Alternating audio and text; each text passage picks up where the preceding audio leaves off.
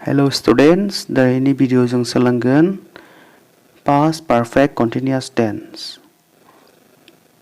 गोदो बिदिन्थायाव बबेबा मोनसे समाव मोनसे हाबाया जाजेनदोंमोन आरो गोदो बिदिन्थानि मोनसे समसिम हाबाया जादोंमोन।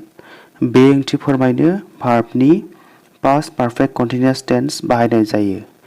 बेखौ नोट खालामनानै ला।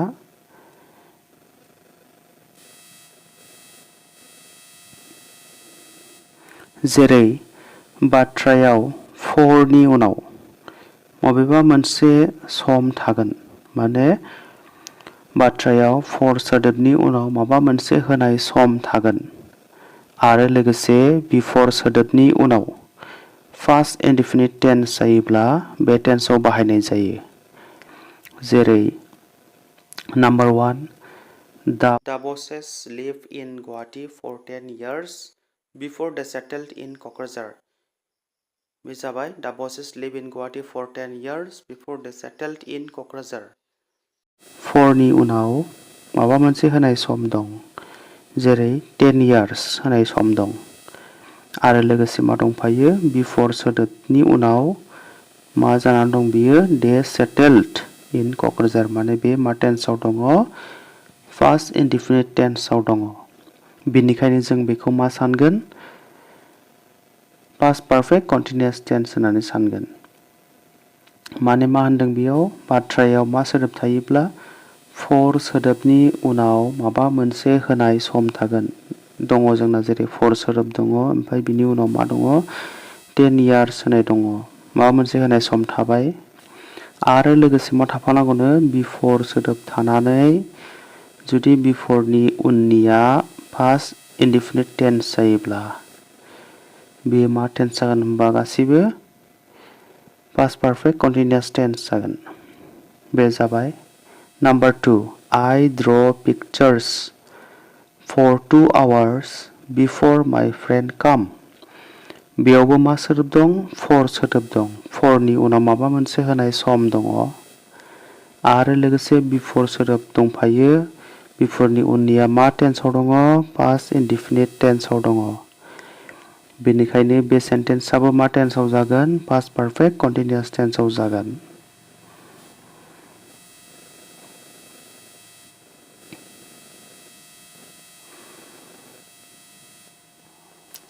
नाम्बार 3 दङ he recite poems for more than an hours before it rained। बेयावबो मा सोदोब दङ फर सोदोबनि उनाव माबा मोनसे होनाय सम दङ an hours आरो बिफोर सोदोब थाफानानै बिफोरनि उननिया पास्ट इनडेफिनिट टेन्स जायोब्ला जोङो बेखौ पास्ट पारफेक्ट कन्टिनिउस टेन्सआव बाहायनाय जागोन। नोट खालामनानै ला बेखौ।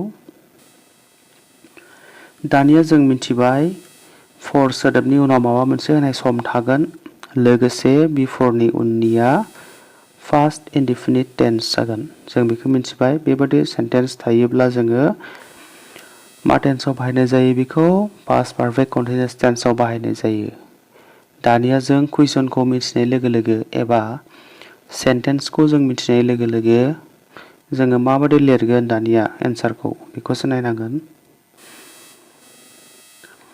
बेयाव दङ माबादि लिरगोन जोंना साबजेक्टआ साबजेक्ट थाखायो, अरायबो साबजेक्टआ थाखायो बेयाव साबजेक्टआ सिगाङाव थायो। साबजेक्टजों मा दाजाबनांगौ had been। बिनि उनाव जों भार्बखौ मा खालामनांगौ ing दाजाबनांगौ जों। जेरै नाम्बार 1 कुइसनाव मा दंमोन the bosses lived in Guwahati for 10 years before they settled in Cochrane। मा जागोन बेयाव जों बेखौ माबादि सिनायनांगौ दहाय एसे आगोलाव मोनबोबाय। दानिया जों माबादि लिरगोन दा बसेसआ साबजेक्टआ साबजेक्ट थाबाय, साबजेक्टजों मा दाजाबनांगौ होनदों had been। बेनि उनाव मा दाजाबगोन जोङो भार्बखौ मा खालामनांगौ ing खालामनांगौ। भार्बआ सोर बेयाव लिभखौ जों मा खालामनांगौ ing खालामनांगौ लिभिं। होमबा मा जागोन एन्सारा the bosses had been living in Guwahati for 10 years before they settled in Cochrane। बे जाबाय Number 2 दङ I draw pictures for 2 hours before my friend came. बेयावबो मा सोदोब दङ for सोदोबनि उनाव माबा मोनसे होनाय सम दङ आरो beforeनि उनाव past indefinite tense जानानै दं। बेनिखायनो बे सेन्टेन्स कुइसनाबो मा जागोन past perfect continuous tense जागोन। दानिया जों माबोरै लिरनांगौ साबजेक्टआ साबजेक्ट I थाबाय I जों मा दाजाबनांगौ had been बे had beenआ फैबाय बेनि उनाव ब्रेकेटआव मा दङ जोंना ड्र'खौ जों मा खालामनांगौ ing drawing बास बिसिम लिरनो हाबाथाय जोब्बायबो बेना I had been drawing pictures for 2 hours before my friend came. बे जोब्बाय Number 3 कुइसनाव दङ He recite poems for more than an hour before it rained. बेयावबो एखे सोदोबानो दङ for दङ आनिफ्राय before दङ नायनानै लादो heआ साबजेक्ट जाबाय he जों मा दाजाबनांगौ had been बेबो जाबाय reciteखौ ing दाजाबदो reciting बेबो जाबाय बाखि जेरै दङ ओरैना एखे एन्सारा मा जाखो He had been reciting poems for more than an hour before it rained.